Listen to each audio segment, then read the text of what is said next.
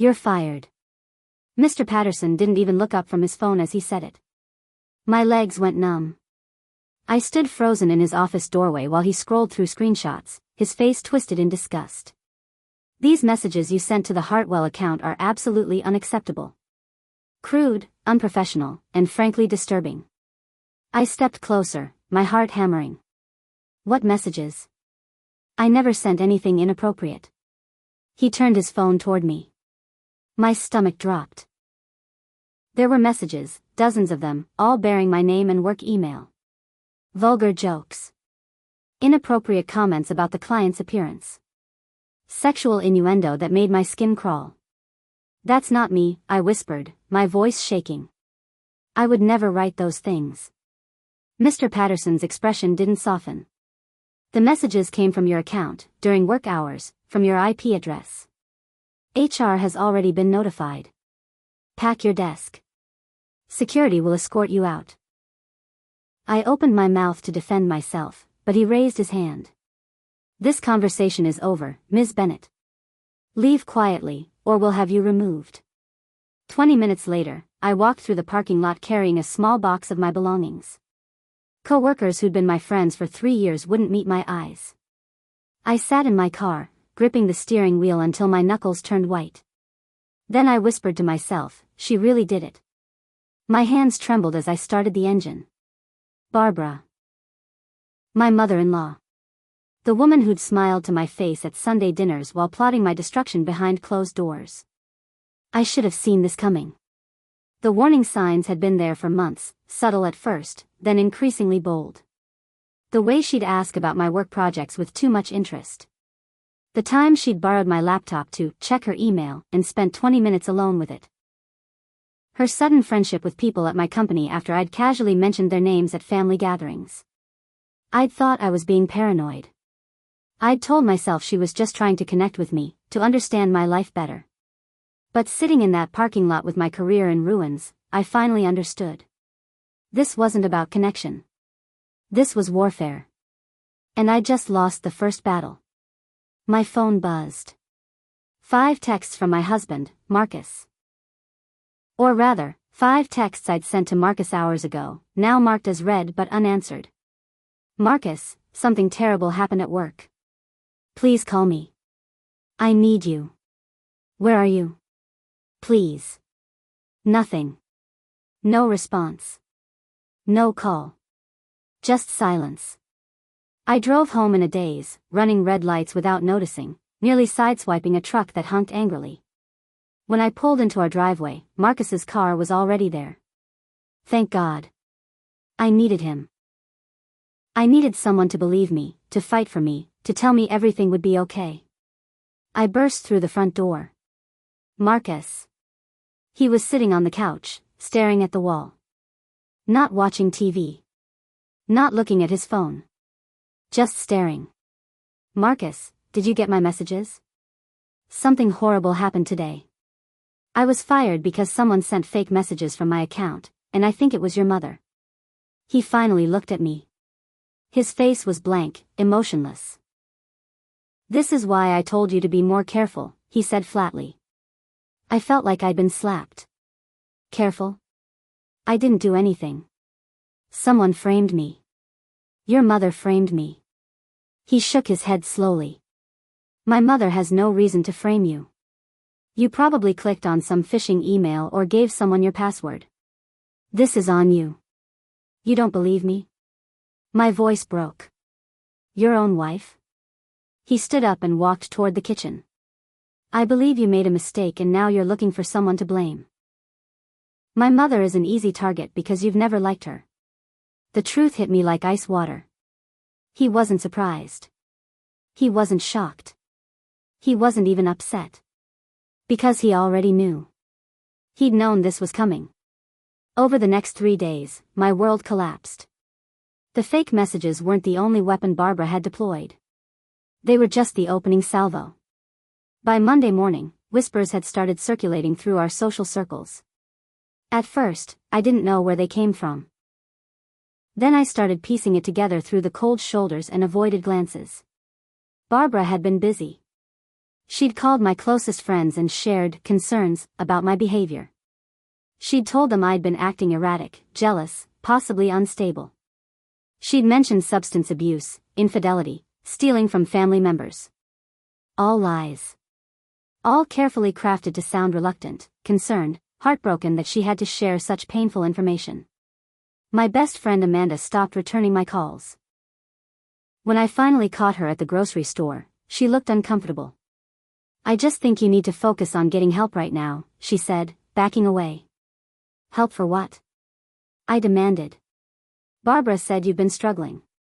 That Marcus is worried about you. Maybe some time away would be good." She left before I could explain. My parents called that evening, their voices tight with concern. "Sweetheart, we heard you lost your job. And that there might be some other issues going on. We're here if you need to talk." Even they were starting to believe it. I couldn't eat. Couldn't sleep. Every time I closed my eyes, I saw Barbara's face at our first dinner together, 5 years ago. I'd been so nervous that night, wanting desperately to make a good impression on Marcus's family. I'd worn my best dress, brought expensive wine, practiced conversation topics in the car. Barbara had answered the door with a smile that didn't reach her eyes. Throughout dinner, she'd peppered me with questions that felt more like interrogations. Where did my family come from? What did my father do? What were my career ambitions? When I'd explained I was a project manager at a tech firm, working my way toward a director position, she'd made a small sound. "Oh. Just a project manager." The words were quiet, but everyone heard them.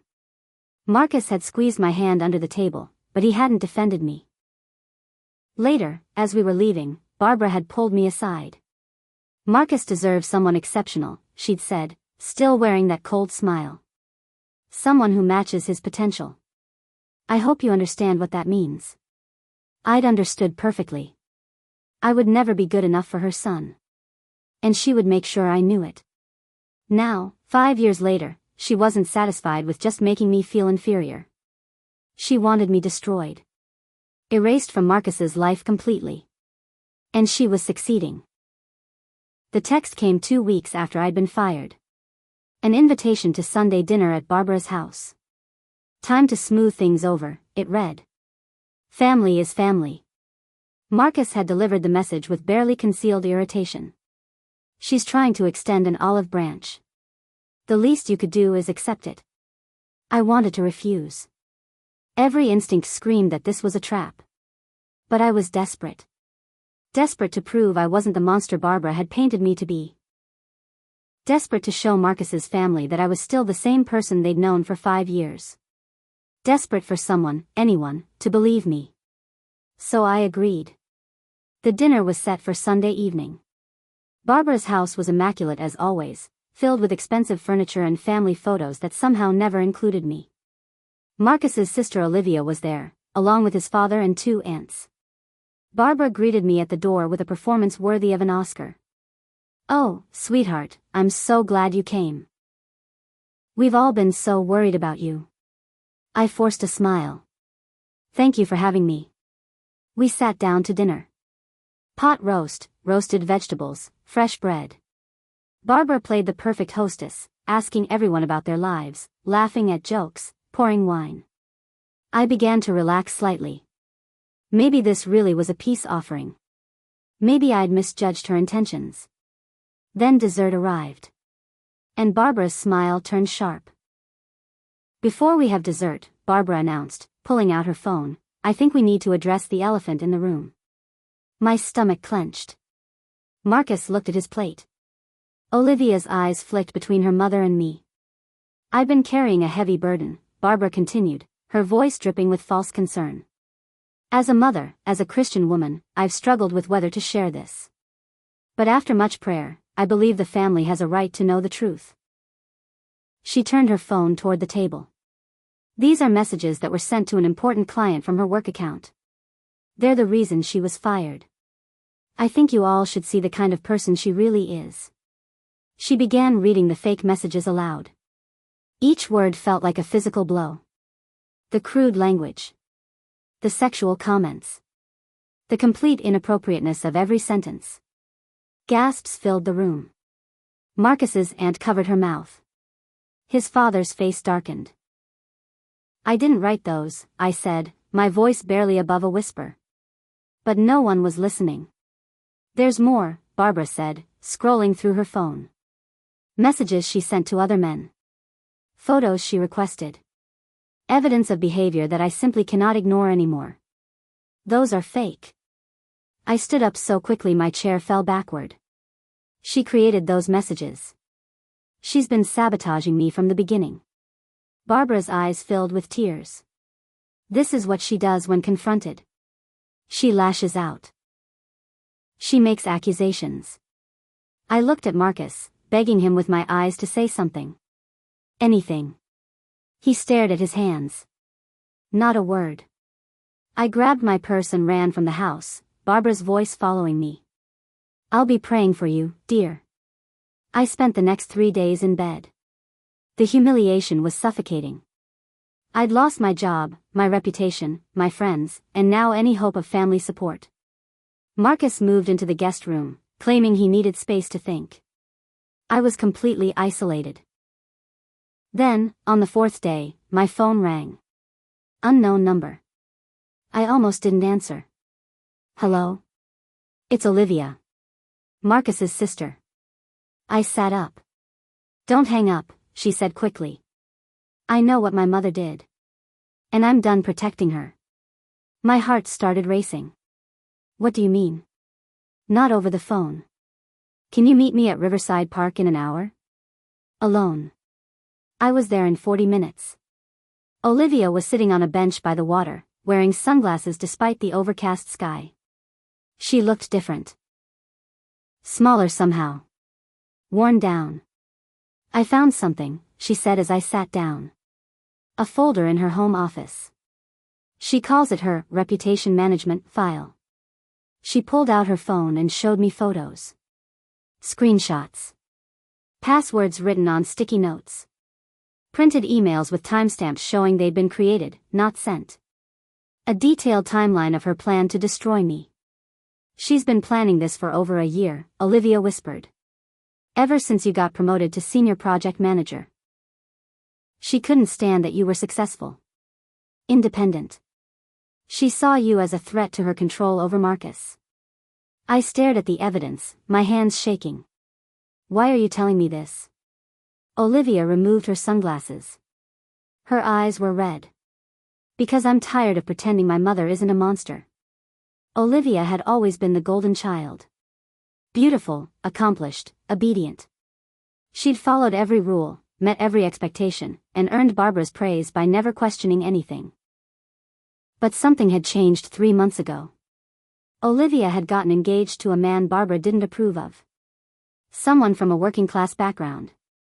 Someone who hadn't gone to the right schools. Barbara had launched a quiet campaign to break them up. She'd spread rumors about his family. She'd manufactured reasons why he wasn't suitable. When that didn't work, she'd threatened to cut Olivia off financially. Olivia had watched her mother deploy the same tactics against her fiancé that she'd used against me. The whisper campaigns. The reputation attacks. The manipulation of family members. And she'd finally seen Barbara clearly. I went looking for evidence to protect him, Olivia explained, showing me more photos on her phone. That's when I found the folder about you. She has everything documented. The timeline of when she'd attack. How she'd escalate. She even has notes about which family members would be easiest to turn against you. There were pages of Barbara's handwriting. Plans for getting my passwords. Research into my work relationships. Lists of vulnerabilities she could exploit. It was methodical. Calculated. Terrifying. She's sick, I whispered. Olivia nodded. She's been doing this her whole life. Controlling everyone around her by destroying anyone who threatens her power. Will you help me? I asked. Olivia met my eyes. Yes. But we have to be smart. We have to be patient. You have to let her think she won, Olivia said firmly. We were sitting in her car now, parked at the far end of the lot where no one could see us. If you fight back now, she'll just escalate. She'll turn everyone against you so completely that no evidence will matter. They'll just see you as vindictive. I wanted to scream. I wanted to march to Barbara's house and throw her crimes in her face. But I knew Olivia was right. What do I do? I asked. Stay quiet. Let her gloat. Meanwhile, I'll stay inside her circle. I'll gather more evidence. She's gotten comfortable, which means she's getting sloppy. Olivia handed me a USB drive. This has everything I've found so far. Keep it somewhere safe. Don't tell Marcus. Don't tell anyone. Over the next month, I played the role Barbara had written for me. The disgraced, broken woman. I stopped defending myself. Stopped fighting. When people whispered, I dropped my eyes. When Barbara called to offer support and prayer, I thanked her weakly. It was torture. Every day, I wanted to shout the truth. Every night, I cried myself to sleep knowing people believed I was everything Barbara said I was. But I waited. And Olivia worked. She photographed more documents. She recorded conversations where Barbara boasted about cleaning house. She gathered evidence of the fake profiles Barbara had created, complete with the metadata showing when they were made. Slowly, methodically, we built our case. One afternoon, I came home early from a job interview. I heard Marcus's voice coming from the bedroom, talking on the phone. I stood in the hallway, hidden, and listened. She's not bouncing back this time, he said, his voice light, almost amused. I thought she'd put up more of a fight, honestly. But your plan worked. She's completely broken. A pause. He was talking to Barbara. No, she hasn't questioned anything. She actually apologized to me yesterday for causing so much trouble. Can you believe it? He laughed. My husband laughed about my pain. I know. We just need to wait a bit longer, then we can move forward with the separation. Make it look like her instability drove us apart. I backed away silently, my heart turning to ice. This wasn't just Barbara's plan. Marcus was an active participant. He'd been helping her destroy me. That night, while Marcus was in the shower, I opened a new bank account. I transferred half our savings into it. I quietly gathered important documents and stored them at Olivia's apartment. I contacted a divorce attorney and scheduled a consultation. If they wanted me broken, I'd let them see broken. But behind the scenes, I was preparing for war. I wouldn't just escape this marriage. I would make sure everyone knew exactly who Marcus and Barbara really were. 2 weeks later, Barbara suggested couples therapy. A neutral space, she told Marcus, who relayed the message to me. Where you can work through your issues with professional guidance. I knew it was a setup. Barbara wouldn't suggest therapy unless she controlled the therapist. But I agreed anyway, playing my role. The therapist's name was Dr. Helen Crawford. Her office was decorated with calming colors and inspirational quotes. She seemed kind, professional, understanding. For the first 30 minutes, she asked standard questions about our relationship, our communication patterns, our conflicts. Then she said, I understand you recently lost your job due to some inappropriate messages? I felt Marcus shift beside me. Here it came. Yes, I said quietly. But those messages weren't written by me. Someone framed me. Dr. Crawford nodded slowly, her expression carefully neutral. It must be very difficult to accept responsibility when we make mistakes. Sometimes our minds create alternative narratives to protect us from painful truths. She'd already decided I was delusional. Marcus, Dr. Crawford continued, how do you feel about your wife's insistence that someone framed her? I think she's struggling to cope with the consequences of her actions, he said smoothly. I want to support her, but she has to acknowledge reality first. I looked at the diplomas on the wall. Dr. Crawford's credentials looked legitimate. Then I noticed something. One of the photos on her desk showed her at a charity event. Standing beside Barbara. I let myself break down. Right there in Dr. Crawford's office, I let tears stream down my face. My shoulders shook. I covered my face with my hands. I'm sorry, I sobbed. You're right. Maybe I have been refusing to face the truth. Maybe I did something wrong and I've been blocking it out. Marcus and Dr. Crawford exchanged satisfied glances. This is progress, Dr. Crawford said gently. Acknowledging our mistakes is the first step toward healing. I nodded, wiping my eyes. I just want my life back. I want my marriage back. I want to be better. That's very brave, Dr. Crawford said. After the session, Marcus actually put his arm around me as we walked to the car. I'm proud of you for finally being honest, he said. I leaned into him, playing the grateful, repentant wife. Inside, I was counting down the days until I could stop pretending. That evening, while Marcus was at the gym, I installed a small camera in the guest room where Barbara stayed when she visited.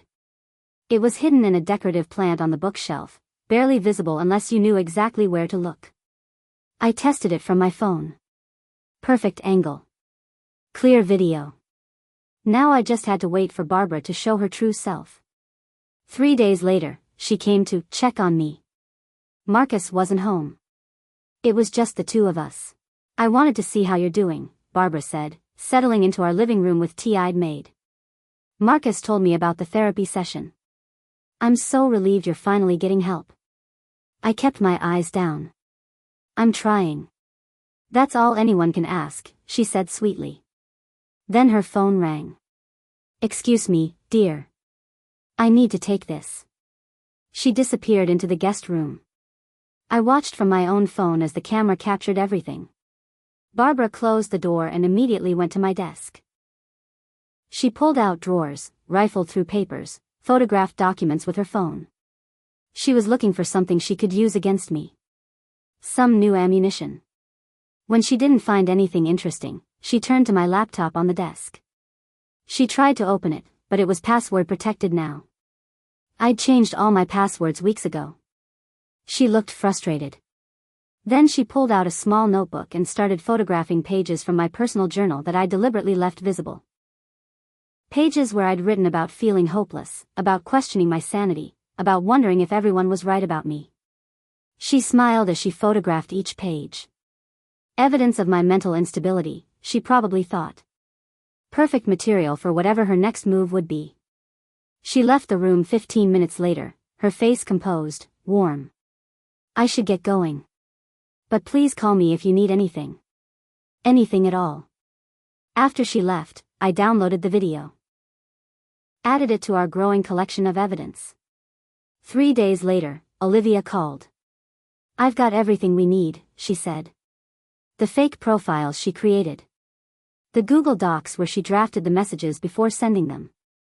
Screenshots showing edit history and timestamps. Even voicemails where she brags about everything. Are you sure? My heart was racing. I've been documenting for 6 weeks. I have enough to bury her. We met that afternoon. Olivia handed me a USB drive containing everything. Proof of the fake email accounts Barbara had created in my name. The Google Docs showing she'd written the inappropriate messages weeks before they were supposedly sent. IP addresses proving they came from her computer. Browser history showing she'd researched how to frame someone digitally. Screenshots of texts between Barbara and Marcus discussing their plan. Voicemails where Barbara laughed about destroying my reputation. Photos of her reputation folder with detailed notes about each attack. The video I'd captured of her going through my things. It was overwhelming. Comprehensive. Undeniable. What now? Olivia asked. I looked at her. Marcus's sister. The woman who'd risked everything to expose her own mother. Now we set the stage, I said. We need everyone in one room. The whole family. I want them to hear everything. I organized a family meeting under the pretense of making peace. I want to apologize, I told Marcus. To everyone. For the pain I've caused. He looked surprised but pleased. That's mature of you. Barbara agreed immediately. That's exactly what this family needs. Healing and forgiveness. Sunday afternoon, everyone gathered at Barbara's house. The same place where she'd humiliated me months ago. Marcus and his father. The two aunts. Olivia. And Barbara herself, presiding over her domain with a satisfied smile. "Thank you all for coming," I began, standing in the living room while they sat. "I know these past months have been difficult. I've caused a lot of concern and pain." Barbara nodded encouragingly. "The first step is acknowledging it, dear." "You're absolutely right," I said. Then I pulled out my laptop. "That's why I want everyone to hear the truth. The whole truth." Barbara's smile faltered slightly. I hit play on the first audio file. Her voice filled the room. The project manager job was too much for her anyway. Now Marcus can find someone more suitable. Someone from the right kind of family. Silence. I played the next file. Barbara laughing with a friend. "I created those messages myself. It was almost too easy. She never suspected a thing. Now her career is ruined." Marcus's face had gone pale. "I accessed her accounts while she was in the shower one weekend. Took me less than an hour to send everything. The IT department blamed her immediately." The room was frozen. Nobody moved. Nobody spoke. Barbara's face had gone from satisfied to shocked to terrified in the span of 30 seconds. "This is fake," she stammered. "She's manipulating audio. This is revenge because I tried to help her." I pulled up the next file. Video this time. Barbara in my guest room, going through my desk, photographing my journal. Her face was clearly visible. The timestamp was undeniable. "That's taken out of context," Barbara said, her voice rising. I was just concerned about her mental state. "Really?" Olivia spoke for the first time. She stood up, holding her own phone. "Because I have context. Lots of context." She began displaying photos on the TV screen. The reputation folder. The detailed timeline. Barbara's handwritten notes about destroying my career, my friendships, my marriage. Screenshots of fake profiles she'd created. Text messages between Barbara and Marcus discussing their plan. Marcus's father leaned forward, reading the messages on the screen. His face darkened.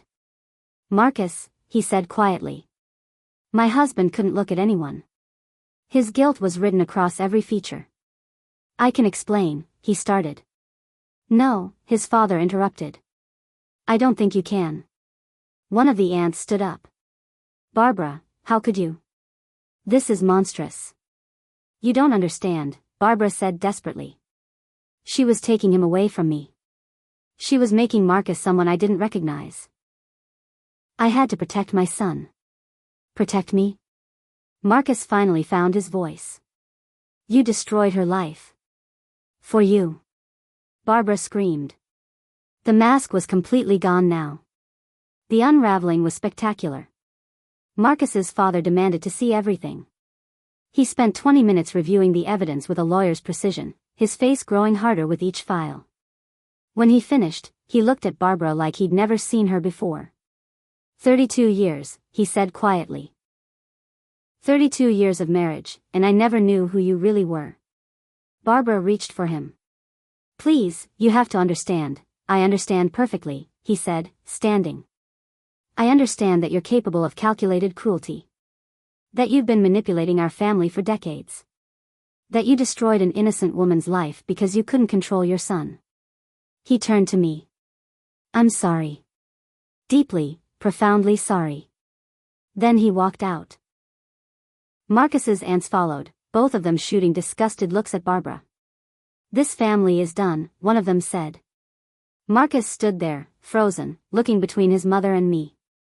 "I didn't think it would go this far," he whispered. I pulled out the envelope I'd been carrying. Handed it to him. "Divorce papers. I filed them this morning. You have 30 days to respond." His hands shook as he took them.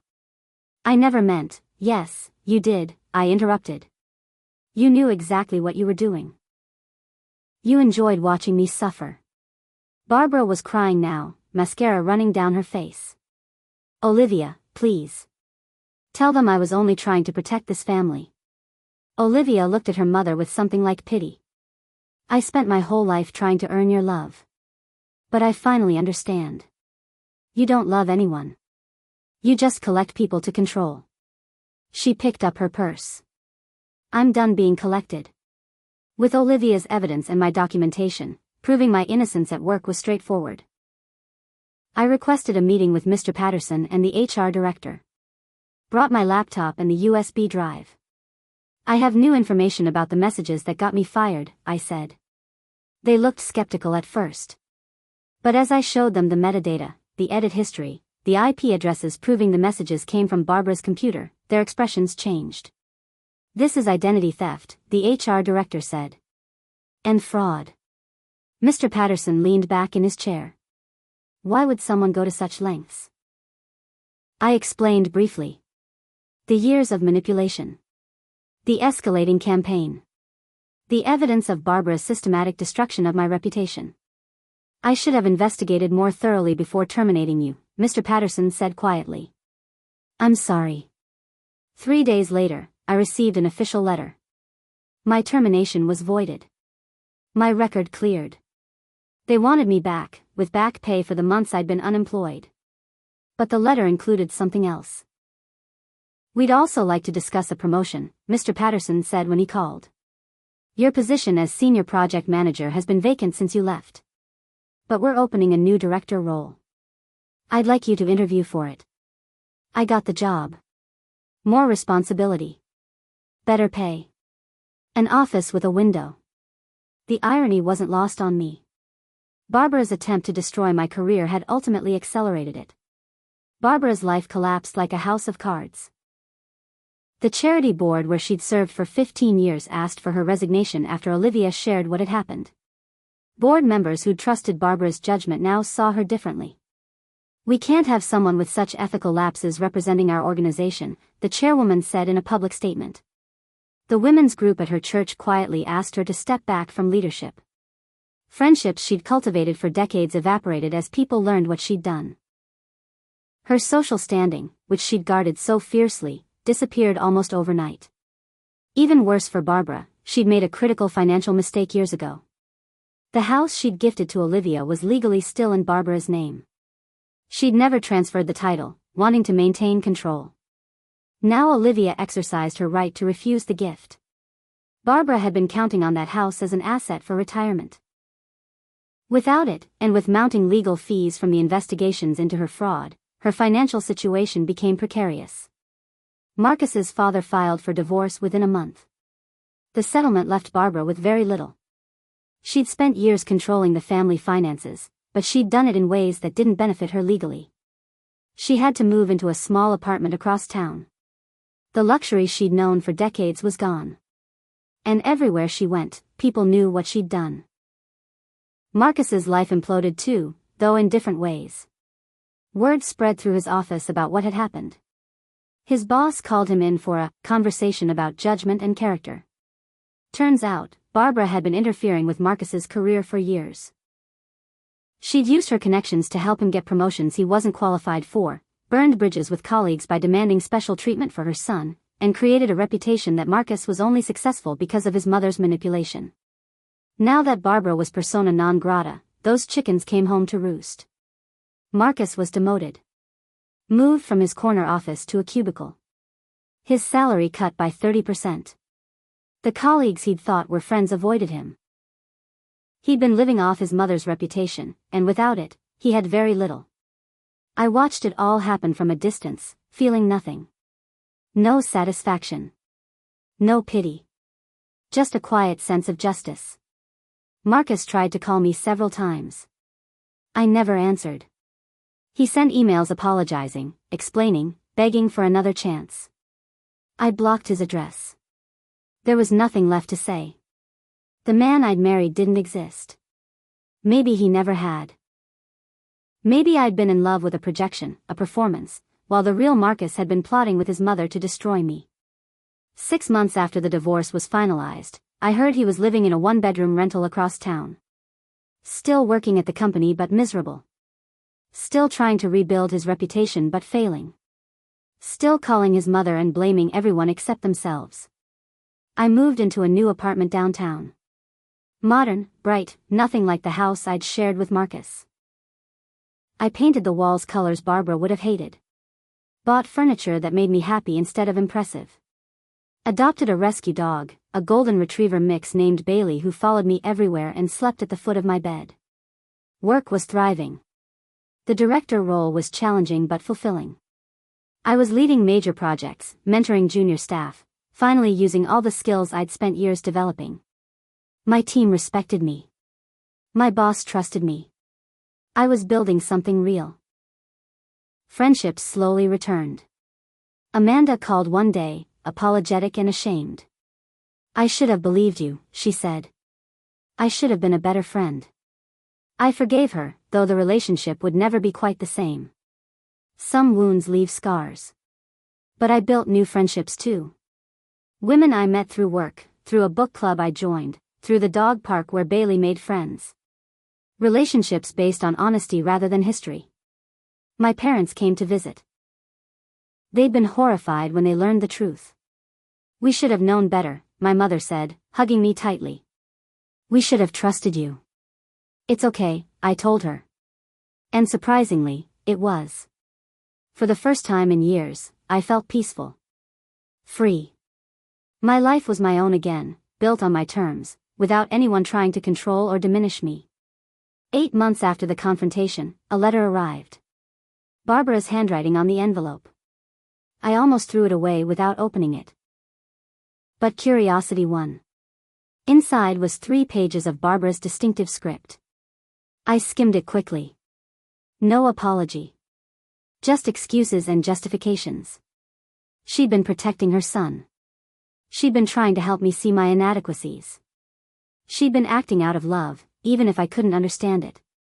The letter tried to rewrite history, to paint herself as the misunderstood victim. She was lonely now, she wrote. Her friends had abandoned her. Her family had turned against her. Surely I understood how painful that was.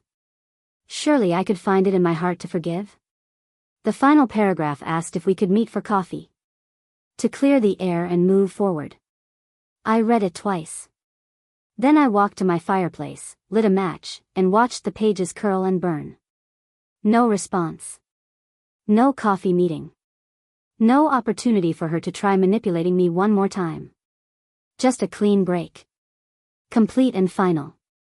Bailey watched me from his bed, tail wagging. I scratched his ears and smiled. "We're done with that chapter," I told him. He barked in agreement. The next day, I changed my phone number. Blocked Barbara on every possible platform. Made sure there was no way for her to reach me. She no longer existed in my world. And it felt wonderful. 3 weeks later, I was scrolling through social media when I saw Olivia's post. It was long, detailed, and unflinching. "My mother tried to destroy my sister-in-law," it began. Not through honest disagreement or family conflict, but through calculated, systematic destruction of her reputation, career, and mental health. I watched it happen. For a while, I even believed the lies. The post went on to describe everything. The fake messages. The whisper campaigns.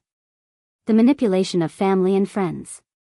Olivia's discovery of the truth and her decision to expose it. "I won't protect abusers, even if they raised me," Olivia wrote. "I won't be silent when I have the power to speak truth. My mother's actions were cruel, calculated, and unforgivable. I'm sharing this not for sympathy, but so others recognize these patterns. Abuse isn't always physical. Sometimes it's a mother destroying the woman her son chose. Sometimes it's systematic reputation assassination. Sometimes it's smiling to your face while plotting your destruction." The post went viral in our community. Hundreds of comments. Shares across multiple platforms. Women sharing their own stories of toxic in-laws, of manipulation, of gaslighting. It started conversations. It validated experiences. It shone light on behavior that had been normalized for too long. Barbara became a cautionary tale. The woman whose need for control destroyed everything. I called Olivia after I read it. "Thank you," I said simply. "I just told the truth," she replied. It was long overdue. 6 months later, I was invited to speak at a women's leadership conference. The topic was resilience in the face of adversity. I almost declined. Public speaking terrified me, and sharing my story felt too personal, too raw. But the organizer persisted. Women need to hear this, she said. They need to know they can survive and thrive. So I accepted. The conference room was packed. 200 women, all watching as I walked to the podium. I started with the basics. The betrayal. The firing. The systematic destruction of everything I'd built. Then I talked about the investigation. The quiet gathering of evidence. The decision to let my abuser think she'd won while I prepared my defense. The hardest part wasn't the attacks, I said. It was staying silent while everyone believed I was the villain. It was watching people I loved turn away from me. It was pretending to be broken while I was actually planning my comeback. I talked about gaslighting. About how abusers make you question your own reality. About the importance of documentation, of trusting your instincts, of finding allies even in unexpected places. Sometimes the people who hurt us most are the ones who should protect us, I continued. Sometimes family is toxic. Sometimes the people who claim to love us are actually trying to control us. And recognizing that truth doesn't make you a bad person. It makes you honest. The applause started before I finished. It lasted a long time. Women approached me afterward with tears in their eyes. This happened to me too, they said. Thank you for speaking up. Epilogue. 1 year after everything fell apart, I stood in my new office, looking out at the city. Director of Operations now. Leading a team of 20. Respected. Successful. Free. My phone buzzed. A message from Olivia. A photo of her and her fiancé on their wedding day. She'd gotten married without telling Barbara, in a small ceremony with only people who truly loved her. Thank you for showing me what strength looks like, her message read. I smiled and replied with congratulations. Then I turned back to the window. Sometimes I thought about that dinner at Barbara's house. The moment she'd read those fake messages aloud, so confident in her victory. So certain I was destroyed. She'd been right about one thing. I was destroyed. The old me, the woman who'd tried so hard to please everyone, who'd accepted crumbs of affection and called it love, who'd let people diminish her to keep the peace. That woman was gone. In her place was someone stronger. Someone who knew her worth. Someone who understood that the best revenge wasn't destruction. It was simply refusing to be destroyed. I'd let Barbara think she won because I knew something she didn't. People who spend their energy tearing others down never build anything lasting. But people who survive, who document, who quietly gather their strength and wait for the right moment, they're the ones who actually win. Barbara gave me everything I needed to defeat her. All I had to do was let her think she'd won. And then prove her wrong.